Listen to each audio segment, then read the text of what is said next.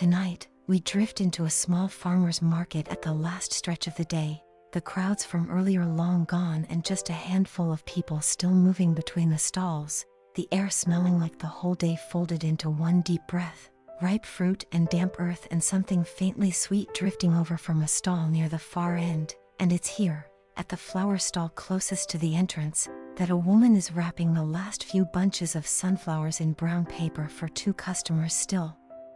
lingering nearby, their heavy heads nodding slightly with each fold of her hands.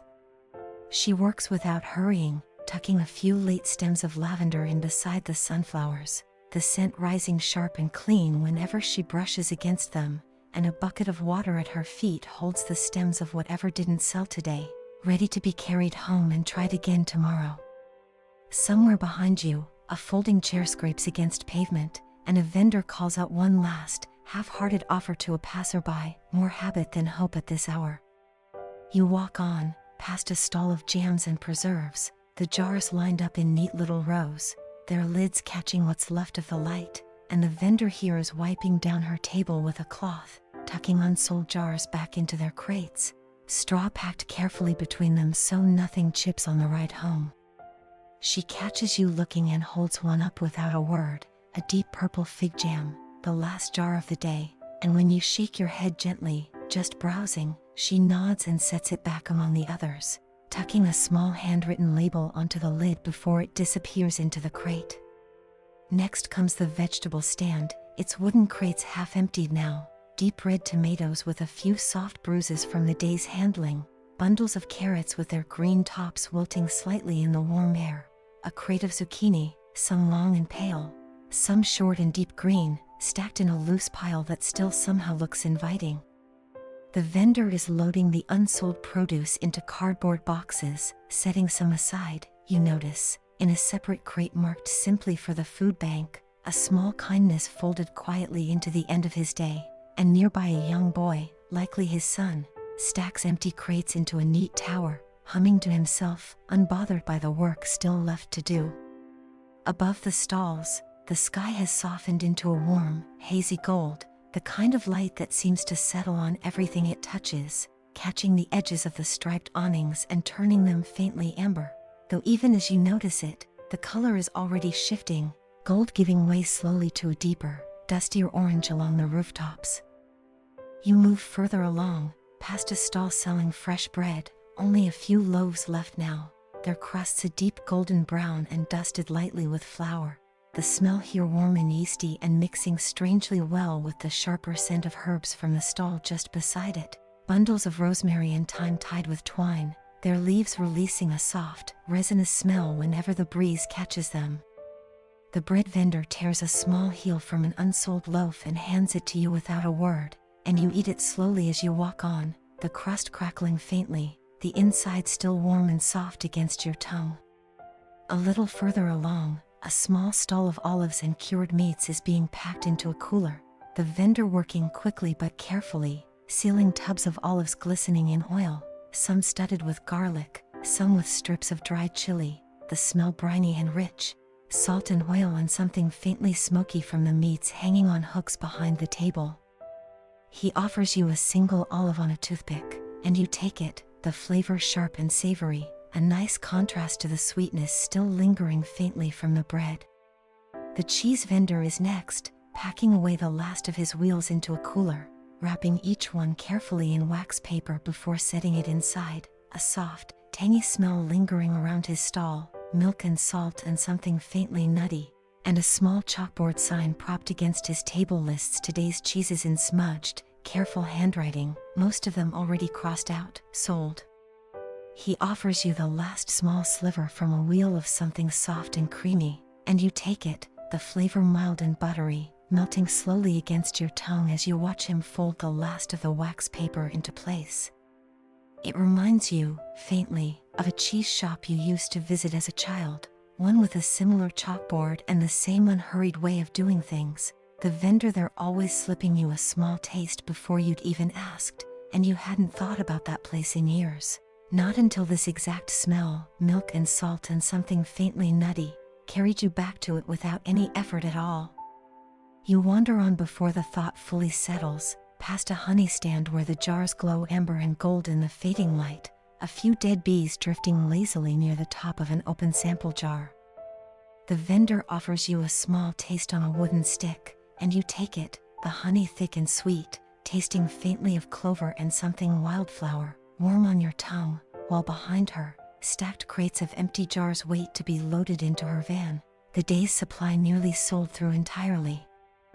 Further on, a stall of dried fruit and nuts still has its bins mostly full, dried apricots and figs and a deep, rich mix of almonds and walnuts, the vendor here in no rush at all, leaning back in her folding chair and watching the evening settle in with the same easy patience as the market itself. You pass a small coffee cart nearby, its owner already stacking cups and rinsing out the last of his equipment, the smell of coffee grounds mixing faintly with the sweetness of the fruit stalls. Beside the coffee cart, a small pastry stand still has a handful of treats left under glass, a few almond croissants with sugar dusted along their edges, and a small tray of fruit tarts, glazed and glistening, the fruit arranged in careful, overlapping circles. And the vendor is already covering the tray with plastic wrap, saving what's left for tomorrow's early crowd, giving you a small, apologetic shrug when you glance over, as if to say there's simply nothing left to sell tonight.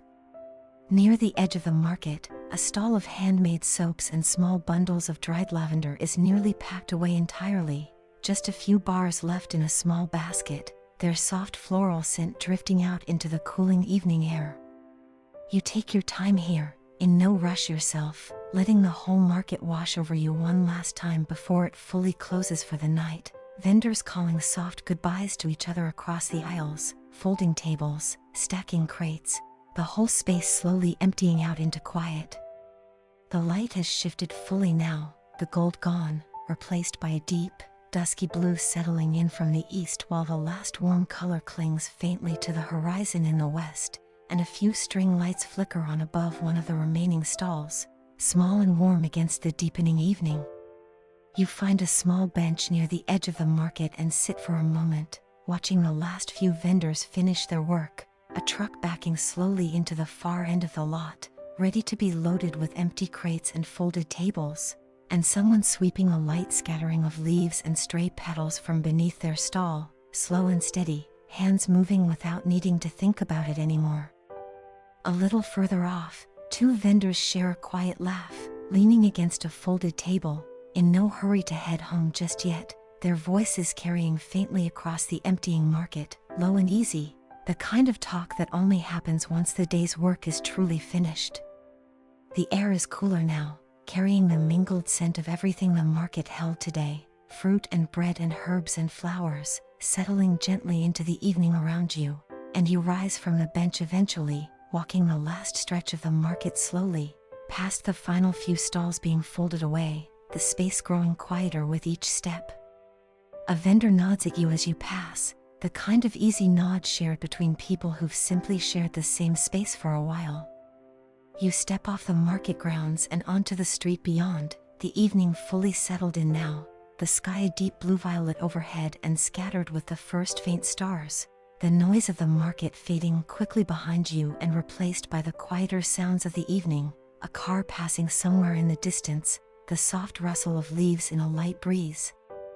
You carry a small paper bag with you, a few things picked up along the way, a jar of honey, a small bundle of lavender, a soft, fresh loaf of bread still faintly warm through the paper, nothing bought in a hurry, nothing needed urgently, just small, simple things gathered slowly, the way the whole evening unfolded. The walk home is quiet, street lamps humming softly overhead, your footsteps falling into their own easy rhythm, and you think, faintly, of the vendors still finishing their work behind you, packing away another day, another market, ready to do it all again soon. A breeze moves through the trees lining the street, carrying the faint, lingering scent of the market with you a little further, herbs and honey and warm bread, before it finally fades into the plain, cool smell of the evening air.